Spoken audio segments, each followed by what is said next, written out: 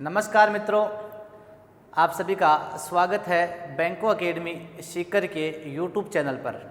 मैं प्रवीण राठौड़ आप सभी का इस चैनल के माध्यम से स्वागत करता हूं। मित्रों, हम कला एवं संस्कृति में जो कल शुरुआत की थी लोक देवता के टॉपिक की, उसमें सबसे पहला जो सबसे लोकप्रिय लोक देवता है हमारा रामदेव जी के बारे में अध्ययन किया था। यदि किसी मित्र ने कल वाला जो वीडियो नहीं देखा है तो वो सीकर के इस यूट्यूब चैनल पर, बैंको एकेडमी सीकर के यूट्यूब चैनल पर जाकर वहाँ से प्लेलिस्ट में वो वीडियो ज़रूर देखें। रामदेव जी के बारे में हमने विस्तृत जितने भी क्वेश्चन उनके बनते हैं विस्तृत चर्चा कल वाले वीडियो में की थी। और आज मित्रों हम उसके आगे के जो लोक देवता है इस वीडियो के अंतर्गत पाबूजी राठौड़ और हड़बूजी सांखला उनके बारे में अध्ययन करेंगे। तो मित्रों चलिए आज शुरुआत कर देते हैं। नेक्स्ट लोक देवता है हमारे पाबूजी राठौड़।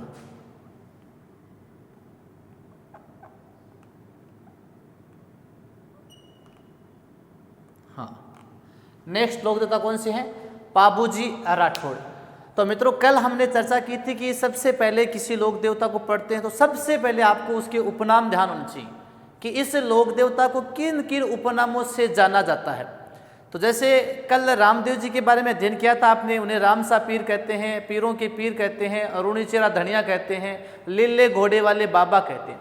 इसी प्रकार मित्रों पाबूजी राठौड़ है, इनके क्या क्या उपनाम है तो देखिए इनके उपनाम। हाँ, पाबूजी राठौड़ को क्या कहते हैं मित्रों? एक तो इनका उपनाम है गोरक्षक। हाँ, इनका उपनाम है गोरक्षक। एक ऊंटों के देवता, काफी बार एग्जाम में पूछा गया है कि किस देवता को ऊंटों के देवता कहते हैं, वो भी मित्रों पाबूजी राठौड़। इसके अलावा प्लेग रक्षक देवता, प्लेग रक्षक देवता।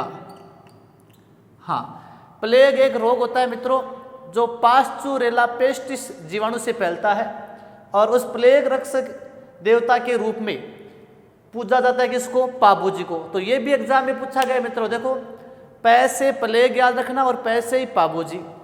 तो प्लेग रक्षक देवता के रूप में किसे पूजा जाता है? पाबूजी राठौड़ को। इसके अलावा पाबूजी राठौड़ को ही कहते हैं हाड़ फाड़ के देवता। क्या कहते हैं इन्हें? हाड़ फाड़ के देवता। तो ये सारे के सारे उपनाम है मित्रों किसके हैं? पाबूजी राठौड़। इन्हें गोरक्षक के रूप में जाना जाता है। इनकी कथा का अध्ययन करेंगे हम आगे। ऊंटों के देवता, राजस्थान में सबसे पहले ऊंट लेकर आए थे। और प्लेग रक्षक के रूप में किसे पूजा जाता है? पाबूजी राठौड़ को। और हाड़पाड़ के देवता भी किसे कहते हैं? पाबूजी राठौड़ को। ये तो मित्रों इनके हो गए उपनाम। अब मित्रों बात आती है इनका जन्म, कि जन्म कब हुआ था। तो पाबूजी राठौड़ का मित्रों जन्म हुआ था 1239 ईस्वी। कब हुआ था? 1239 ईस्वी। एक नगर है कोलूमंड। और मित्रों ये कोलूमंड कहाँ पड़ता है? कोलूमंड पड़ता है आपके जोधपुर में। कहाँ पड़ता है कोलूमंड? जोधपुर में। जोधपुर की जो फलोदी तहसील है उस फलोदी तहसील में पड़ता है कोलूमंड। तो पाबूजी राठौड़ का जन्म मित्रों 1239 ईस्वी में कोलूमंड में हुआ था और कोलूमंड पड़ता है जोधपुर में। अब नेक्स्ट पॉइंट आता है कि पाबूजी राठौड़ किसके अवतार हुए हैं। मित्रों पिछली क्लास में हमने चर्चा की थी, देखिए कि राजस्थान के 4 लोक देवता जो अवतार हुए हैं, चारों की चर्चा ही साथ ही की थी एक ही वीडियो में। देखिए जब हमने रामदेव जी का अध्ययन किया था तो रामदेव जी भगवान श्री कृष्ण के अवतार माने गए हैं। इसी प्रकार पाबूजी राठौड़, इनका जो अवतार का क्वेश्चन एग्जाम में बाकायदा पूछा गया है कि पाबूजी राठौड़ किसके अवतार हुए हैं, तो मित्रों वो लक्ष्मण के अवतार हुए हैं। किसके अवतार हुए हैं? लक्ष्मण के अवतार माने गए हैं। इसके अलावा कि पाबूजी राठौड़ है वो वंशज किसके थे? ये किसके वंशज थे? तो मारवाड़ में राठौड़ वंश का आदि पुरुष या मारवाड़ में राठौड़ वंश का संस्थापक कौन था? तो मित्रों राठौड़ वंश का संस्थापक था राव सिंह। राव सिंह मारवाड़ में राठौड़ वंश का संस्थापक था और इसी राव सिंह के वंशज कौन थे? पाबूजी राठौड़ माने गए हैं। ठीक है, इसके बाद में नेक्स्ट चलते हैं कि इनके पिता कौन थे। पाबूजी राठौड़ के पिताजी कौन थे? तो पिताजी का नाम था मित्रों धानदल जी राठौड़। क्या था? धानदल जी राठौड़। पाबूजी के पिताजी कौन थे? धानदल जी राठौड़। इसके बाद में पॉइंट आता है इनकी माता का नाम। इनकी माता का नाम था मित्रों कमला दे। इनकी माता का क्या नाम था मित्रों? कमला दे। पाबूजी राठौड़ की माता कौन थी? कमला दे। हाँ, पत्नी, इनकी पत्नी कौन थी? पाबूजी राठौड़ की पत्नी का नाम, देखो कई लोक देवताओं की पत्नी है, एग्जाम में पूछ जाती है। तो इनकी पत्नी का नाम था मित्रों सुप्यारदे। इनकी पत्नी कौन थी? सुप्यारदे। इसे ही मित्रों फूलमदे भी कहते हैं। क्या कहते हैं? फूलमदे। सुप्यारदे या फूलमदे किसकी पत्नी थी? पाबूजी राठौड़ की पत्नी थी। कहाँ की थी? ये भी अमरकोट की थी और अमरकोट के सोडा राजपूत सूरज सिंह की बेटी थी। और जो रामदेव जी की पत्नी नेतलदे थी, वह नेतलदे हैं, वो सोडा राजपूत दल्ले सिंह की बेटी, और ये सोडा राजपूत सूरज सिंह की बेटी कौन? सुप्यारदे। और सुप्यारदे या फूलमदे एक ही बात है। और किसकी पत्नी थी ये? पाबूजी राठौड़ की पत्नी थी। मित्रों पाबूजी राठौड़ की घोड़ी है, इसका नाम काफी बार एग्जाम में पूछा गया है कि पाबूजी राठौड़ की घोड़ी का क्या नाम था। तो मित्रों इनकी घोड़ी का नाम था केसर कालमी। क्या था? केसर कालमी। जो काले रंग की घोड़ी थी वो केसर कालमी घोड़ी है मित्रों, किसकी थी? पाबूजी राठौड़ की थी। और इसी केसर कालमी की घोड़ी है, इस घोड़ी की कथा भी हम आगे में चर्चा करेंगे। तो ये सामान्य जो परिचय एक बार देखिए, उपनाम गोरक्षक, ऊंटों के देवता, प्लेग रक्षक देवता, हाड़ फाड़ के देवता, इनमें कोई भी आ जाए। देखो गोरक्षक है वो कई लोग देवता हुए हैं, तो ध्यान रखना तेजा जी भी है, गोगा जी भी है, इस प्रकार जो कई लोग देवता है हमारे वो गोरक्षक थे। इन्हीं में एक आता है पाबूजी। इनका जन्म 1239 ईस्वी कोल्लूमंड जोधपुर में हुआ था। किसके अवतार है ये? लक्ष्मण के अवतार माने गए हैं। किसके वंशज? राव सिंह के वंशज थे। पिताजी कौन थे पाबूजी के? धानदल जी राठौड़। इनकी माता कौन थी मित्रों? कमला दे। पत्नी का नाम सुप्यारदे या फूलमदे, जो सोडा राजपूत सूरज सिंह की बेटी थी, अमरकोट पाकिस्तान के। घोड़ी का नाम इंपॉर्टेंट है, काफी बार पूछा गया है। इनकी घोड़ी का नाम क्या था? केसर कालमी। तो इतना कंफर्म हो गया मित्रों। तो नेक्स्ट चलते देखिए आगे।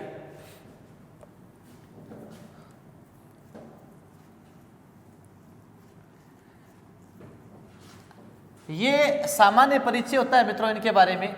अब देखिए पाबूजी राठौड़ के बारे में आगे विस्तृत अध्ययन करते हैं इनकी कथा का। हाँ, यानी पाबूजी की एक छोटी सी कथा पढ़ते हैं मित्रों। देखिए यहाँ पर एक नगर है मित्रों, और नगर का नाम है कोल्लूमंड। कौन सा? कोल्लूमंड। और कोल्लूमंड कहाँ पड़ता है? ये पड़ता है आपके जोधपुर में। मित्रों इस कोल्लूमंड नगर में एक महिला रहती थी, और उस महिला का क्या नाम था? देवली चारनी। जोधपुर का जो कोल्लूमंड नगर है मित्रों, इस कोल्लूमंड नगर में जो महिला रहती थी उसका क्या नाम था? देवली चारनी। इस देवली चारनी के पास एक घोड़ी थी मित्रों, और वो घोड़ी कौन सी थी? केसर कालमी। इस देवली चारनी के पास कौन सी घोड़ी थी मित्रों? केसर कालमी। अब मित्रों जो ये केसर कालमी घोड़ी है, ये घोड़ी इतनी सुंदर थी कि इस घोड़ी को देखने के लिए मारवाड़ के आसपास के जो जागीरदार लोग हैं वो 15-15 कोस से पैदल चलकर इस घोड़ी को देखने के लिए आते थे। और जितने भी जो जागीरदार लोग हैं वो इस देवली चारनी को इस घोड़ी की मुंह मांगी रकम देने के लिए तैयार थे।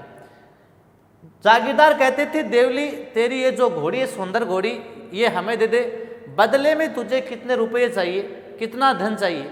लेकिन देवली चारनी है सभी जागीरदारों को मना कर देती है कि नहीं, मैं मेरी घोड़ी किसी को नहीं दूंगी। तो जागीरदार वापस लौट जाते हैं। इसी क्रम में जब इस बात का पता चलता है कि कोल्लूमंड में इस देवली नामक महिला के पास इतनी सुंदर घोड़ी है, तो इस बात का पता किसे लगता है? यहाँ पर मित्रों एक नगर है जायल। और जायल कहाँ पड़ता है मित्रों? ये आपके पड़ता है नागौर में। कहाँ पड़ता है जायल? नागौर में। और इस जायल नागौर में एक जागीरदार था मित्रों, जायल नागौर का एक जागीरदार था। जागीरदार का नाम क्या था मित्रों? जिंदराव खिंची। क्या था? जिंदराव खिंची। हाँ, देखिए इस सुंदर घोड़ी का पता जब जायल नागौर के जागीरदार जिंदराव खिंची को पता चलता है। और मित्रों ये जिंदराव खिंची कौन था? ये जिंदराव खिंची है वो पाबूजी का क्या लगता था? तो जिंदराव खिंची मित्रों पाबूजी का लगता था बहनोई। क्या लगता था? बहनोई। पाबूजी राठौड़ का बहनोई कौन था? जिंदराव खिंची। और कहाँ का जागीरदार था? ये जायल नागौर का जागीरदार था। ये आपको ध्यान में रखना है। अब इस जागीरदार को, यहाँ के जो जागीरदार है, इसको पता चलता है कि कोलूमंड में एक महिला के पास इतनी सुंदर घोड़ी है, तो ये जायल से चलकर कहाँ आता है? कोलूमंड में। और कोलूमंड में इस केसर काल में घोड़ी को देखते ही मंत्रमुग्ध हो जाता है ये भी। और ये सीधा इस देवली चारनी को कहता है कि देवली ये घोड़ी तो मुझे दे दे। लेकिन देवली कहती है नहीं, मैं मेरी घोड़ी तुझे क्यों दूं? तो इस पर ये जागीरदार जिंदराव खिंची है वो कहता है कि देवली अब इस घोड़ी पर मेरा ही अधिकार है, चाहे मुझे धन से दे दे या मुझे बलपूर्वक छीनना पड़े, लेकिन ये जो केसर काल में घोड़ी है ये घोड़ी तो मैं ही लेकर जाऊंगा। तो इस पर देवली चारनी कहती है कि न तो तुझे धन से दूंगी और न ही बल से दूंगी, ये घोड़ी तुझे मैं नहीं दूंगी। जब इस प्रकार की ये बोलती है तो ये जायल का जागीरदार जिंदराव खिंची जो पाबूजी का बहनोई था, ये यहाँ से देवली को चेतावनी देकर वापस कहाँ चला जाता है? जायल चला जाता है। अब मित्रों समय बीतता जाता है, देवली की उम्र भी बढ़ती चली जाती है जैसे जैसे समय बीतता है। अब होता है क्या कि देवली चारनी है मित्रों, ये गायें रखती थी। क्या रखती थी? गायें। और गायें चराती थी। हाँ, अब देवली चारनी का कोई रक्षक भी नहीं था। अब देवली ने सोचा भाई मेरी भी उम्र बढ़ रही है, न तो मेरा कोई रक्षक है, रखवाला है, नहीं मेरी गायों का रखवाला है। कोई मेरी गायों पर आक्रमण कर दे या गायें चुरा कर ले जाए तो मैं किसको कहूँगी? इसीलिए अब समय आ गया है कि मेरी जो केसर काल में घोड़ी है ये किसी भले पुरुष को दे दूं मैं, ताकि वो विपत्ति के समय मेरी सहायता कर सके। इसके लिए देवली चारनी को जो इंसान अच्छा लगा वो कौन लगा? पाबूजी राठौड़ जो सरल स्वभाव के थे। और देवली चारनी को लगा कि ये व्यक्ति है वो मेरी सही समय पर सहायता भी कर सकता है। तब देवली चारनी ने पाबूजी राठौड़ को जो अपनी सुंदर घोड़ी थी केसर काल में, ये केसर काल में घोड़ी किसे सौंप दी मित्रों? पाबूजी राठौड़ को सौंप दी। जब पाबूजी राठौड़ को सौंपी तो बदले में देवली चारनी ने एक वचन लिया कि पाबूजी मैं आपको मेरी केसर काल में घोड़ी सौंप रही हूँ, लेकिन आप मुझे ये वचन दो कि मेरे ऊपर या मेरी गायों पर कोई भी आक्रमण करेगा तो आपको मेरी सुरक्षा करनी पड़ेगी। तो पाबूजी देवली चारनी को यह वचन देते हैं कि देवली चाहे तेरे ऊपर या तेरी गायों पर कोई भी आक्रमण करे, सबसे पहले ये पाबू हाजिर होगा। इस प्रकार का वचन देकर पाबूजी इस देवली चारनी की केसर काल में घोड़ी को ले जाते हैं। ठीक है, अब होता क्या मित्रों, कुछ समय पश्चात ही पाबूजी राठौड़ का विवाह तय हो जाता है। कहाँ पर? अमरकोट में। और ये विवाह किसके साथ तय होता है? सुप्यारदे के साथ। किसके साथ? सुप्यारदे या फूलमदे के साथ विवाह तय हो जाता है, रिश्ता हो जाता है। अब जब विवाह की तारीख है निश्चित हो जाती है तो पाबूजी राठौड़ है वो एक संदेशवाहक को भेजते हैं। किसको भेजते हैं? एक संदेशवाहक को। और संदेशवाहक को भेजते हैं कि जाओ जो मेरा बहनोई है, मेरे बहनोई जायल जो जायल का जागीरदार है जिंदराव खिंची, उसको ये निमंत्रण देकर आओ कि आपके जो साले साहिब है उन साले साहिब की जो विवाह की तिथि है वो निश्चित हो गई है और आपको विवाह में आना है। अब जो जायल का जागीरदार था उसे पहले पता चल गया था कि ये घोड़ी इसके पास पाबूजी के पास आ गई है, हमारे साले के पास आ गई है। तो ये पाबूजी से क्या करने लगा? ईर्ष्या करने लगा, द्वेष करने लगा। इसने क्योंकि देवली को कहा था कि इस घोड़ी पर तो मेरा ही अधिकार है, ये घोड़ी तो मैं ही लेकर जाऊंगा, लेकिन ये घोड़ी तो कौन ले गया? इनका ही साड़ा कौन ले गया? पाबूजी ले गया। अब पाबूजी जब विवाह तय हो जाता है और संदेशवाहक कहाँ भेजते हैं मित्रों? जायल भेजते हैं इस संदेशवाहक को। और ये संदेशवाहक जायल के जागीरदार के पास आता है और कहता है कि आपके साले साहिब पाबूजी राठौड़ का विवाह तय हो गया है अमरकोट में सुप्यारदे जो सूरज सिंह की बेटी है। अब इनके विवाह की तिथि का पता किसे चल जाता है? इस जायल के जागीरदार को, इनके जो बहनोई थे इनको पता चल जाता है। अब ये जो जागीरदार जिंदराव खिंची है मित्रों, ये गुस्से में क्या करता है, इस संदेशवाहक की हत्या कर देता है। जो बाबूजी राठौड़ ने संदेशवाहक भेजा था, उस संदेशवाहक की हत्या कौन कर देता है, ये जिंदराव खिंची कर देता है। बाबूजी को पता चल जाता है कि हमारा बहनोई हमसे क्या है मित्रों, नाराज है। अब देखो जिस दिन है बाबूजी राठौड़ का विवाह हो रहा था सुप्यारदे के साथ, उसी दिन क्या होता है कि ये जिंदराव खिंची है मित्रों, पीछे से जो इस देवली चारने की गायों हैं, इन गायों पर क्या कर देता है, आक्रमण कर देता है। इसे पता है कि बाबूजी राठौड़ तो अब नहीं आ पाएगा, वो तो क्या है, उसकी तो शादी हो रही है। अब इसकी गायों पर आक्रमण कर देता है। तो देवली चारनी कहाँ पर जाएगी मित्रों, देवली चारनी तो बाबूजी के पास ही जाएगी। अब देवली चारनी है भागी भागी कहाँ जाती है मित्रों, बाबूजी के पास। कहाँ पर जाती है, अमरकोट में। और अमरकोट में मित्रों बाबूजी की हो रही थी शादी, और बाबूजी ने कितने फेरे ले लिए थे, 3.5 फेरे। कितने ले लिए थे, 3.5 फेरे। और मित्रों फेरे कितने होते हैं, फेरे 4 होते हैं टोटल। कितने होते हैं, 4। ध्यान रखना 7 नहीं होते हैं, 7 होते हैं वचन, 7 होते हैं वचन, और फेरे कितने होते हैं, 4। अपने अंतिम फेरे में थे बाबूजी राठौड़। उसी समय अचानक देवली चारनी आती है और आकर बाबूजी राठौड़ को रोकती है। बोलो रुको बाबूजी, आज आपका ही जो बहनोई है जिंदराव खिंची मेरी गाय चुरा कर ले गए हैं, और आपने कहा था कि मैं आपकी रक्षा करूंगा। तो आज वो समय आ गया है कि अपने बहनोई से मेरी गायों की रक्षा करो। तो बाबूजी कहते हैं कि देवली देख, मेरे 3.5 फेरे हो गए हैं और मैं मेरे अंतिम फेरे में हूँ। जैसे ही मेरे फेरे पूरे होंगे मैं है तेरी गायों को छुड़ाने के लिए चला जाऊंगा। अब जो इसकी गायें हैं, ये गायें हैं, वो जिंदराव खिंची कहा ले जाता है मित्रों, इसकी गायों पर आक्रमण करके। ये जिंदराव खिंची है, इन गायों को देंचू गांव में ले जाता है। और देंचू गांव कहाँ पड़ता है मित्रों, ये देंचू गांव जोधपुर में पड़ता है। यानी इसकी गायें हैं वो जिंदराव खिंची देंचू गांव जोधपुर में ले जाता है। अब इधर देवली इनके पास आती है और बाबूजी है कहते हैं कि मेरा जो अंतिम फेरा है वो बचा है, लेकिन देवली नहीं मानती है। देवली जब नहीं मानती है तो बाबूजी के जो ससुर थे सूरज सिंह सोडा, ये कहते हैं कि देवली देख, मेरी बेटी के तू फेरे पूरे हो जाने थे, जैसे ही मेरी बेटी के फेरे पूरे होंगे तो बाबूजी को यहाँ से ले जाना। और यदि बात तेरी गायों की है तो तेरी गायें हैं, उनसे दुगुनी गायें मैं तुझे देने के लिए तैयार हूँ, या धन ले ले मुझे, लेकिन मेरी बेटी के फेरे पूरे हो जाने थे। लेकिन देवली नहीं मानती है। देवली कहती है नहीं, मुझे तो मेरी वो की वो गायें चाहिए और अभी की अभी चाहिए। तब देवली नहीं मानती है मित्रों, तो तब बाबूजी है 20 फेरों से उठते हैं। कितने फेरों से, 3.5 फेरों से उठ जाते हैं अपने अंतिम फेरे से, और यहाँ से जाते हैं किसके साथ युद्ध करने के लिए। बाबूजी के सहयोगी थे चांदा, डेमा, हरमल। चांदा, डेमा, हरमल, ये इनके सहयोगी थे। और इन सहयोगियों के साथ अपने 20 फेरों से उठकर सुप्यारदेव को कहते हैं कि सुप्यार वापस आऊंगा, मैं अंतिम फेरा भी लूंगा, लेकिन पहले मैं इसकी गायों को छुड़ाने के लिए जा रहा हूं। और इन 3 साथियों के साथ कहा जाते हैं देंचू गांव जोधपुर में जाते हैं। कब, 1276 ईस्वी में। कब जाते हैं, 1276 ईस्वी में।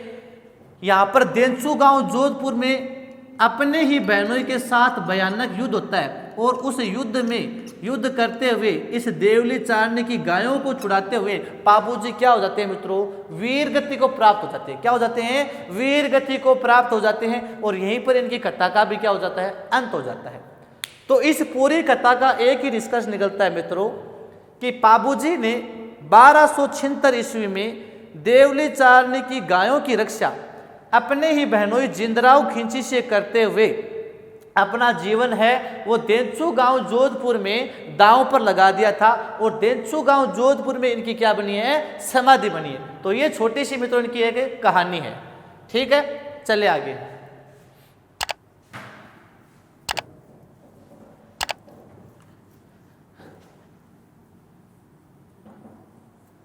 तो इसको हम संक्षिप्त में ये कह सकते हैं मित्रों कि बाबूजी राठौड़ ने 1276 ईस्वी में अपने ही बहनोई के साथ है अर्थात जिंदराव खिंची के साथ युद्ध किया और वीरगति को प्राप्त हुए थे। गायों की रक्षा के लिए वीरगति को प्राप्त हुए थे। अब देखिए मित्रों पॉइंट नेक्स्ट, जो इनका मुख्य मंदिर है, बाबूजी राठौड़ है, इनका मुख्य मंदिर पूछ लिया आपको। तो मुख्य मंदिर कहाँ पर है इनका, कोलूमंड में, कोलूमंड जोधपुर में। पाबूजी राठौड़ का मुख्य मंदिर कहाँ पर है मित्रों? कोलुमंड जोधपुर में। हाँ, और इनकी समाधि पूछ ले, समाधि वो है मित्रों देंचू गांव में। कहाँ पर है? देंचू गांव जोधपुर में। पाबूजी राठौड़ की समाधि कहाँ पर है मित्रों? देंचू गांव जोधपुर में इनकी समाधि है। और इनका मेला किस तिथि को लगता है? पाबूजी राठौड़ का मेला कब लगता है? तो ये मेला लगता है मित्रों चैत्र अमावस्या को। कब लगता है? चैत्र अमावस्या को पाबूजी राठौड़ का मेला लगता है कोलुमंड में। और ये मेला किस तिथि को लगता है? ध्यान रखना मित्रों, चैत्र अमावस्या को। और राजस्थान में चैत्र अमावस्या को एक घोटिया अम्बा का मेला भी लगता है। ध्यान रखना मित्रों, बांसवाड़ा में घोटिया अम्बा का मेला कब लगता है? चैत्र अमावस्या को लगता है। हाँ, और पाबूजी का मेला भी चैत्र अमावस्या के दिन ही लगता है। इनका अन्य मंदिर, पाबूजी राठौड़ का एक अन्य मंदिर भी है मित्रों। ये अन्य मंदिर कहाँ पर है? आहेड़। और आहेड़ कहाँ पड़ता है? उदयपुर में। तो आहेड़ उदयपुर में इनका एक छोटा सा मंदिर है, ये आपको ध्यान में रखना है। ठीक है। पाबूजी के सहयोगी कौन थे? यानी जिन्होंने पाबूजी का सहयोग किया था वो थे चांदा, डेमा, हरमल और एक नाम आता है सलजी सोलंकी। ये पाबूजी के सहयोगी थे। तो पाबूजी के सहयोगी कौन थे मित्रों? चांदा, डेमा, हरमल, सलजी सोलंकी, ये पाबूजी के सहयोगी थे। हाँ,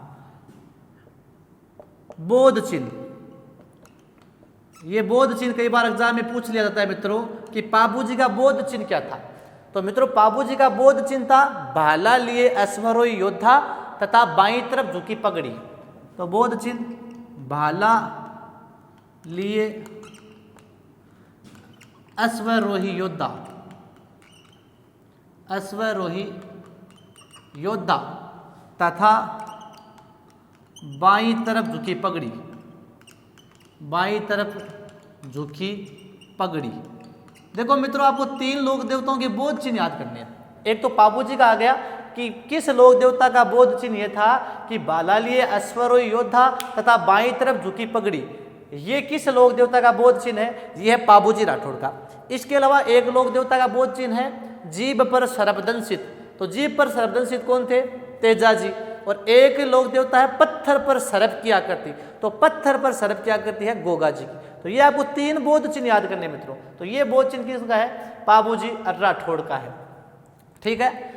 अब नेक्स्ट पॉइंट आता है कि राजस्थान में सबसे पहले ऊंट लाने का श्रेय किस लोक देवता को दिया जाता है? राजस्थान में सबसे पहले ऊंट लेकर है वो कौन सा लोक देवता आया था मित्रों? तो वो थे पाबूजी राठौड़। और पाबूजी राठौड़ ऊंट लेकर कहाँ से आए थे मित्रों? सिंध प्रांत से। और सिंध प्रांत कहाँ पड़ता है? पाकिस्तान। तो राजस्थान में सबसे पहले ऊंट लाने का श्रेय, सबसे पहले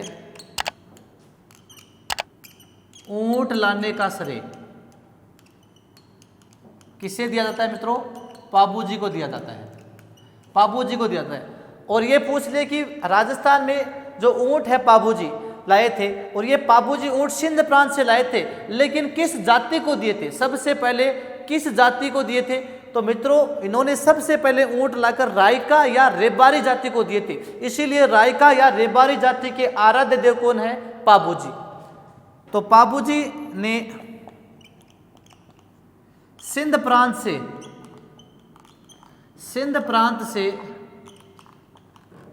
ऊंट लाकर, सिंध प्रांत से ऊंट लाकर रायका या रेबारी जाति को दिए, रायका या रेबारी जाति को दिए। पाबूजी ने सिंध प्रांत से ऊंट लाकर सबसे पहले किस जाति को दिए? रायका या रेबारी जाति को दिए। इसीलिए एग्जाम में कई बार पूछा जाता है कि रायका या रेबारी जाति का आराध्य देव, रायका या रेबारी जाति का आराध्य देव। तो मित्रों रायका या रेबारी जाति का आराध्य देव कौन है? पाबूजी। ये भी आपको ध्यान में रखना है। ठीक है। हाँ, मुख्य मंदिर कोलुमंड जोधपुर में, समाधि देंचू गांव जोधपुर में। मेला किस तिथि को लगता है इनका? चैत्र अमावस्या को। अन्य मंदिर कहाँ है? आहड़ उदयपुर। पाबूजी के सहयोगी कौन थे? चांदा, डेमा, हरमल और सलजी सोलंकी। इनका बौद्ध चिन्ह क्या है मित्रों? भाला लिए अश्वर और योद्धा तथा बाईं तरफ झुकी पगड़ी। और राजस्थान में सबसे पहले ऊंट कौन लाया? पाबूजी। कहाँ से लाए? सिंध प्रांत से। किस जाति को दिए? रायका या रेबारी जाति को। इसीलिए रायका या रेबारी जाति के आराध्य देव कौन है मित्रों? पाबूजी। कौन है? पाबूजी। इसके अलावा ध्यान रखना मित्रों कि पूछ ले रायका या रेबारी जाति के अलावा भी पाबूजी किन जातियों में लोकप्रिय है? तो रायका या रेबारी जाति के अलावा भी मित्रों पाबूजी भील व नायक या थोरी जाति में भी लोकप्रिय है। यह ध्यान रखना मित्रों। हाँ, एक बार क्वेश्चन ऐसा आ गया था कि पाबूजी निम्न में से किस जाति में लोकप्रिय नहीं थे, इस प्रकार का क्वेश्चन आ गया था। तो ध्यान रखना, एक तो रेबारी जाति हो गई, एक भील हो गई और तीसरी नायक या थोरी जाति। इन तीन जातियों में मुख्यतः लोकप्रिय थे। और चौथी आपकी नकारात्मक हो जाएगी जो भी पूछे। तो भील व नायक या थोरी जाति में भी पाबूजी क्या थे मित्रों? लोकप्रिय थे। ये ध्यान रखना। अब देखो जो मुसलमान होते हैं मित्रों, इन मुसलमानों में एक जाति होती है, वो कौन सी है? मेहर जाति। कौन सी? मेहर जाति। मुसलमानों में कौन सी जाति होती है? मेहर जाति। तो मेहर जाति के मुसलमान भी किसकी पूजा करते हैं? पाबूजी की। तो पाबूजी की पूजा है वो मेहर जाति के मुसलमान करते हैं। इसी प्रकार जो कायम खानी मुसलमान हैं वो गोगा जी की पूजा करते हैं। तो मेहर जाति के मुसलमान ज़्यादातर किसकी पूजा करते हैं? पाबूजी की पूजा करते हैं। तो ये भी आपको ध्यान में रखना है। इसके अलावा ये सबको पता ही है कि राजस्थान में ऊँट के बीमार होने पर किसकी फड़का वाचन किया जाता है? ऊँट के बीमार होने पर पाबूजी राठौड़ की फड़का वाचन किया जाता है। या किस लोक देवता के जो अनुयायी है वो 3.5 फेरे लेते हैं, वो पाबूजी राठौड़ के अनुयायी लेंगे भाई। तो इसके बाद में नेक्स्ट क्वेश्चन जो और बचते हैं उनका दिन करते देखिए। अब देखिए मित्रों, आगे देखते हैं पाबूजी राठौड़ की से संबंधित जो फड़ है, यानी फड़ से संबंधित क्वेश्चन पढ़ते हैं। कल मैंने आपको बताई थी फड़ क्या होती है। किसी भी कपड़े पर देवताओं के जीवन को चित्रित करना क्या कहलाता है? फड़ चित्रण कहलाता है। अब इनकी फड़ का वाचन, इनकी फड़ का वाचन, जो पाबूजी राठौड़ है इनकी फड़ का वाचन कौन करते हैं? तो मित्रों इनकी फड़ का वाचन करते हैं नायक या थोरी जाति के भोपे। नायक या थोरी जाति के भोपे। पाबूजी राठौड़ की फड़ का वाचन पूछ ले कौन करते हैं? नायक या थोरी जाति के भोपों द्वारा इनकी फड़ का वाचन किया जाता है। फड़ के वाचन में प्रयुक्त वाद्य यंत्र, फड़ के वाचन में प्रयुक्त वाद्य यंत्र। तो पूछ ले कि पाबूजी राठौड़ है, पाबूजी राठौड़ की फड़ का वाचन करते समय कौन सा वाद्य यंत्र बजाया जाता है मित्रों? तो देखो रामदेव जी और पाबूजी दोनों की फड़ के वाचन में एक ही वाद्य यंत्र बजाया जाता है और वो कौन सा है? रावण हत्ता। कौन सा है? रावण हत्ता। तो पाबूजी की फड़ के वाचन में कौन सा वाद्य यंत्र बजाया जाता है? रावण हत्ता। रामदेव जी की फड़ के वाचन में भी रावण हत्ता। ठीक है। राजस्थान में सभी लोक देवताओं में आपसे पूछ ले कि सबसे लोकप्रिय फड़ किसकी है?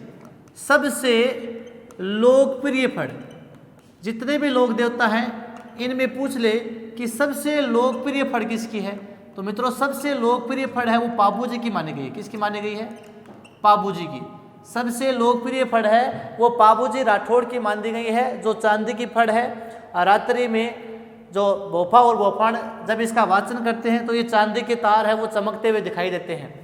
तो राजस्थान में सबसे लोकप्रिय फड़ है मित्रों वो किस लोक देवता की मानी गई है? वो पाबूजी राठौड़ की मानी गई है। ये ध्यान में रखना है। तो फड़ के 3 क्वेश्चन हो गए हैं। देखो फड़ का वाचन नायक या थोरी जाति के भोपे, वाचन में प्रयुक्त वाद्य यंत्र है रावण हत्ता। सबसे लोकप्रिय फड़ किसकी है? पाबूजी। अब जो भगत लोग होते हैं पाबूजी के, वो भगत है पाबूजी के पावड़े गाते हैं। क्या गाते हैं? पावड़े। पावड़े क्या होते हैं? पाबूजी के जीवन से संबंधित जो भी उनकी रचनाएं हैं, उन्होंने जो कार्य किए थे उन कार्यों को दोहराने वाले जो रचनात्मक करते हैं उन्हें पावड़े कहते हैं। अर्थात पाबूजी की जीवनी को दोहों के रूप में गाना, पाबूजी की जीवनी को दोहों के रूप में गाना क्या कहलाते हैं? पावड़े कहलाते हैं। तो भक्तों के द्वारा पाबूजी के पावड़े गाए जाते हैं। पावड़े या पवाड़े भी बोलते हैं। सीधा कह सकते हैं किसी महापुरुष के विशेष कार्यों को वर्णित करने वाली रचनाएं, किसी महापुरुष के विशेष कार्यों को वर्णित करने वाली रचनाएं पावड़े या पवाड़े कहलाती है। अब मित्रों, जो भगत है पाबूजी के पावड़े गाते हैं, उस समय कौन सा वाद्य यंत्र बजाया जाता है? तो भक्तों के द्वारा पाबूजी के पावड़े गाते समय कौन सा वाद्य यंत्र बजाया जाता है? ये पूछ ले तो भक्तों के द्वारा पाबूजी के पावड़े गाते समय कौन सा वाद्य यंत्र बजाया जाता है मित्रों? तो वो है आपका माठ। कौन सा है? माठ वाद्य यंत्र। एक वाद्य यंत्र है ताल या अवनद, जो मिट्टी से बना होता है, इसे कहते हैं माठ वाद्य यंत्र। तो पाबूजी के पावड़े गाते समय कौन सा वाद्य यंत्र बजाया जाता है? एग्जाम में बिल्कुल पूछा गया है। वो रावणता नहीं होगा, यहाँ पर क्या होगा? माठ होगा, ये ध्यान रखना। अब जो पाबूजी है वो अछूतों के उदाहरक थे। इनके साथ सहयोगी कहते हैं थोरी जाति के थे। अब जो थोरी जाति के लोग हैं वो पाबूजी की याद में पाबू धनेरी वाचना का यश गाते हैं। तो थोरी जाति के लोग जब पाबू धनेरी वाचना का यश गाते हैं तो उस समय कौन सा वाद्य यंत्र बजाया जाता है? तो मित्रों, थोरी जाति के लोग पाबू धनेरी वाचना का यश गाते समय सारंगी वाद्य यंत्र बजाते हैं। क्या बजाते हैं? सारंगी। तो थोरी जाति के लोग पाबू धनेरी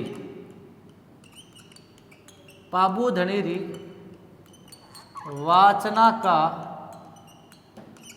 यश गाते समय, पाबू धनेरी वाचना का यश गाते समय कौन सा वाद्य यंत्र बजाते हैं? सारंगी वाद्य यंत्र बजाते हैं। सारंगी वाद्य यंत्र बजाते हैं। तो ये आपको ध्यान में रखना है मित्रों।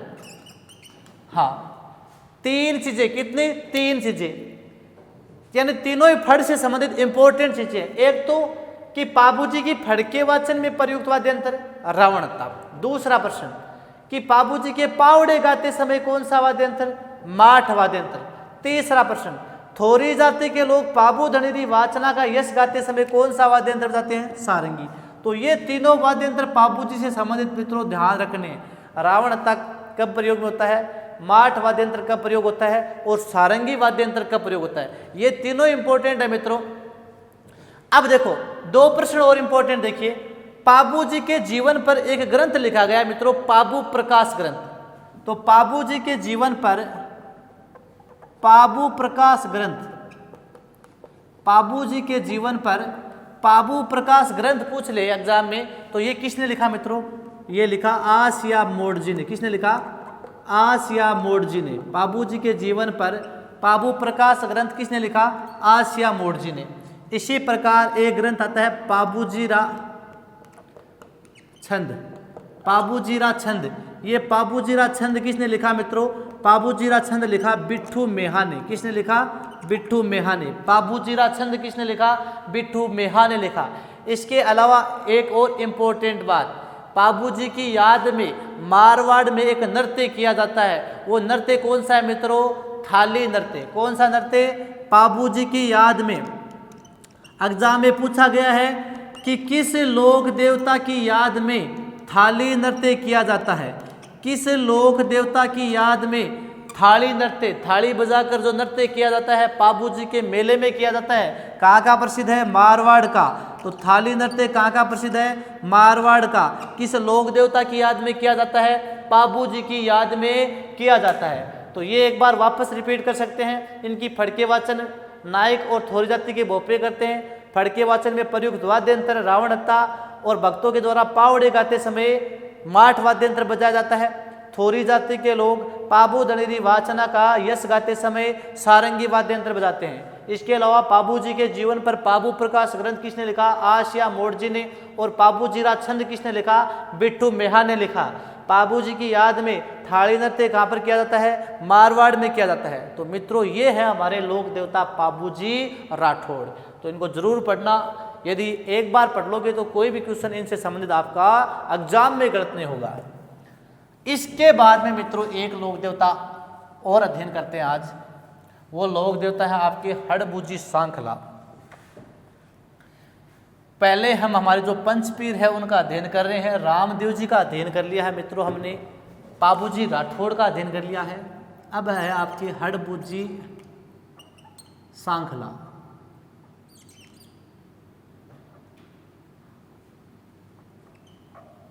हड़बुजी सांखला,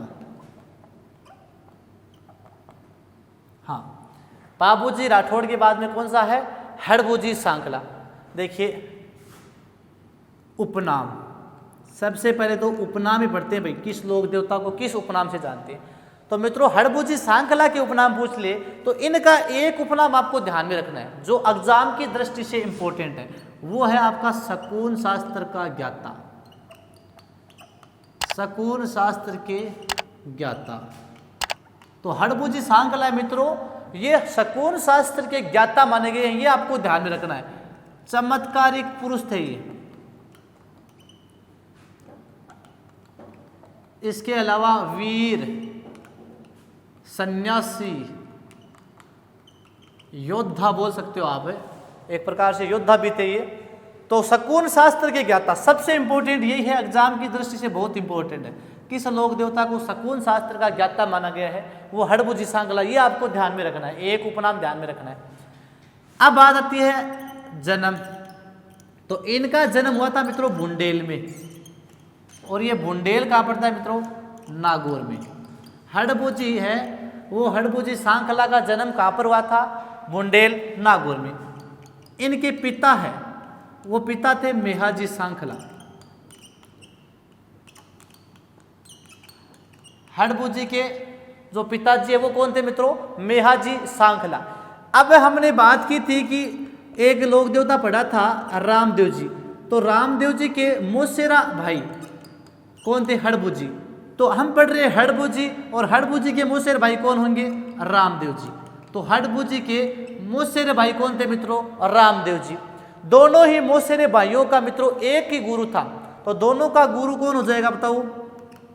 दोनों का गुरु होगा योगी बालीनाथ जी। योगी बालीनाथ जी। तो हड़बुजी का भी गुरु योगी बालीनाथ जी, और रामदेव जी का भी गुरु योगी बालीनाथ जी। और मित्रों बालीनाथ जी का मंदिर कहाँ पर है? मसूरिया पहाड़ी, जोधपुर में योगी बालीनाथ जी का मंदिर है। इसके बाद में वाहन, ये भी इंपॉर्टेंट है भाई। किस लोक देवता का वाहन है? वो सियार था। तो किस लोक देवता का वाहन है? वो सियार था। वो हड़बुजी सांखला है मित्रों। हड़बुजी सांखला है, इनका वाहन क्या था मित्रों? सियार था। तो ये सामान्य देखो इनके जानकारी मिलती है। जन्म बुंडेल नागौर में हुआ। इनके पिताजी मेहाजी सांखला थे। मौसेरा भाई रामदेव जी था। दोनों ही मौसेरे भाइयों का गुरु बालीनाथ जी था, और इनका वाहन क्या था? सियार। तो मित्रों ये आपको जरूर ध्यान रखना, इनका वाहन वगैरह ये आपको सब ध्यान रखने। हाँ, इसके बाद में देखिए हड़बुजी सांखला है वो किसके समकालीन थे? हड़बुजी सांखला है वो किसके समकालीन थे?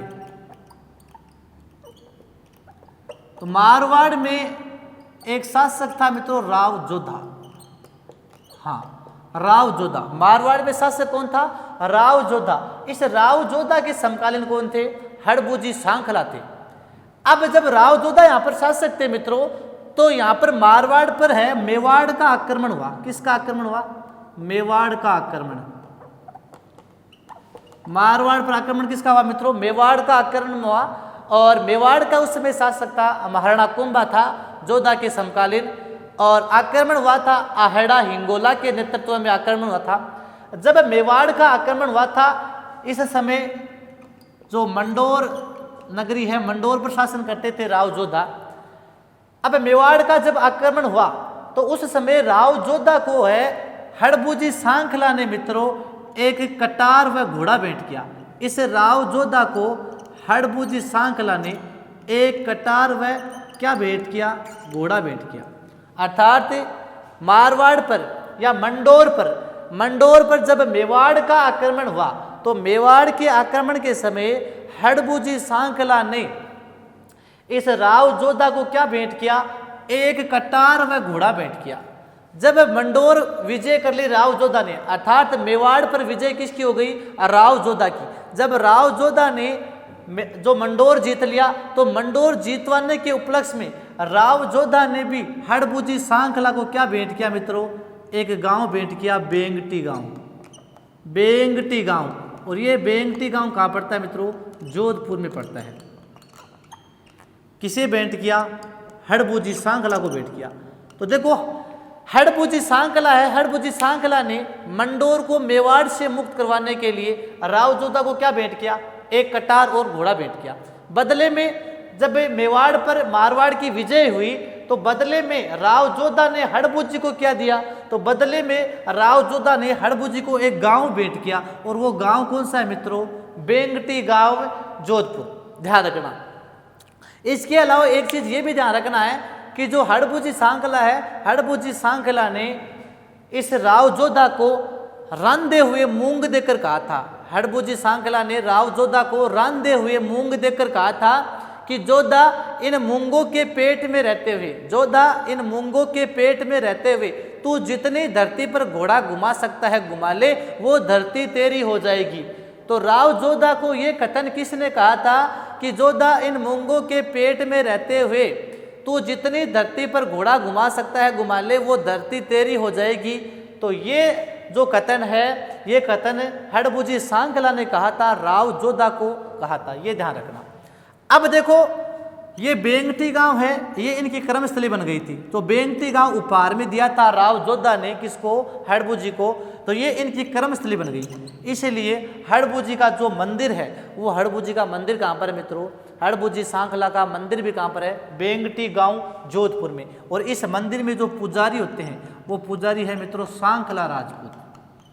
कौन होते हैं, सांखला राजपूत। इस मंदिर में पुजारी कौन है, सांखला राजपूत होते हैं। लेकिन एग्जाम में पूछ लिए कि इस मंदिर में पूजा किसकी होती है, मंदिर में पूजा, हड़बुजी के मंदिर में किसकी पूजा की जाती है, हड़बुजी के मंदिर में किसकी पूजा की जाती है।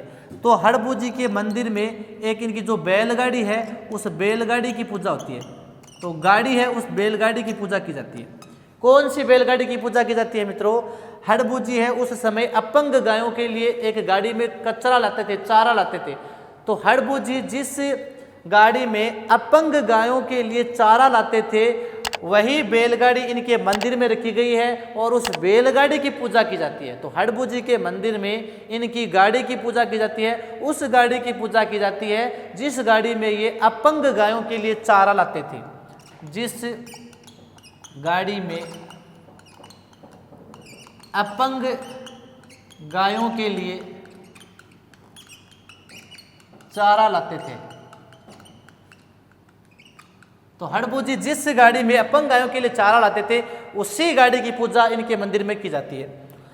अब देखो मित्रों, जो हड़बुजी का मंदिर है, इस मंदिर का निर्माण किसने करवाया, मंदिर का निर्माण, हड़बुजी के मंदिर का निर्माण।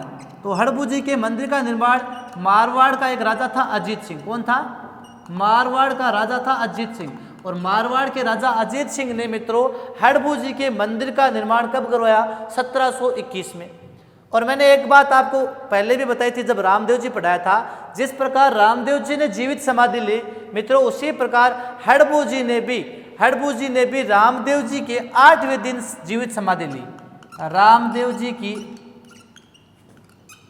समाधि के 8वें दिन जीवित समाधि ली, जीवित समाधि ली। तो हड़बुजी ने भी रामदेव जी की समाधि के 8वें दिन जीवित समाधि ली। ये आपको ध्यान में रखना है मित्रों। तो ये तो देखो नॉर्मल सामान्य परिचय है इनका, जो पिता का नाम है मोसेरा भाई है, गुरु है, वाहन है। इसके अलावा पूछ ले हड़बुजी मारवाड़ के किस शासक के समकालीन थे, तो हड़बुजी मित्रों मारवाड़ के राव जोधा के समकालीन थे। और जब मारवाड़ पर मेवाड़ का आक्रमण हुआ था आहड़ा हिंगोला के नेतृत्व में, उस समय मंडोर को मेवाड़ से मुक्त करवाने के लिए हड़बुजी ने राव जोधा को क्या भेंट किया, एक कटार और घोड़ा। बदले में मेवाड़ पर विजय के उपलक्ष्य में राव जोधा ने हड़बुजी को क्या दिया, एक बेंगटी गांव जोधपुर में उपहार में दिया था। तो देखिए मित्रों, इनका जन्म बुंडेल नागौर में है, लेकिन इनका मंदिर कहाँ पर है, इस बेंगटी गांव जोधपुर में है इनकी कर्मस्थली। तो इस मंदिर में जो पुजारी है वो सांखला राजपूत होता है और इस मंदिर में पूजा किसकी होती है? हड़बू जी की उस गाड़ी की पूजा होती है मित्रों, जिस गाड़ी में हड़बू जी है वो अपंग गायों के लिए चारा लाते थे। और इनका जो मंदिर है मित्रों, इस मंदिर का निर्माण मारवाड़ का शासक था अजीत सिंह, और अजीत सिंह ने 1721 में इसका निर्माण करवाया था। और रामदेव जी की समाधि के 8वें दिन हड़बू जी ने भी बेंगटी गांव में, किसमें? बेंगटी गांव में क्या है? समाधि जीवित ली थी। तो मित्रों ये हुआ हमारा हड़बू जी सांखला यहाँ पर कंप्लीट होता है। तो मित्रों आपके 3 लोक देवता हो चुके हैं। पिछली क्लास में हमने किसके बारे में अध्ययन किया था?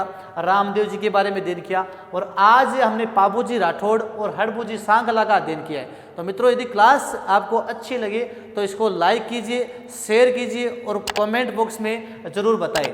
और बैंको अकेडमी सीकर के यूट्यूब चैनल को ज़्यादा से ज़्यादा शेयर कीजिए। धन्यवाद।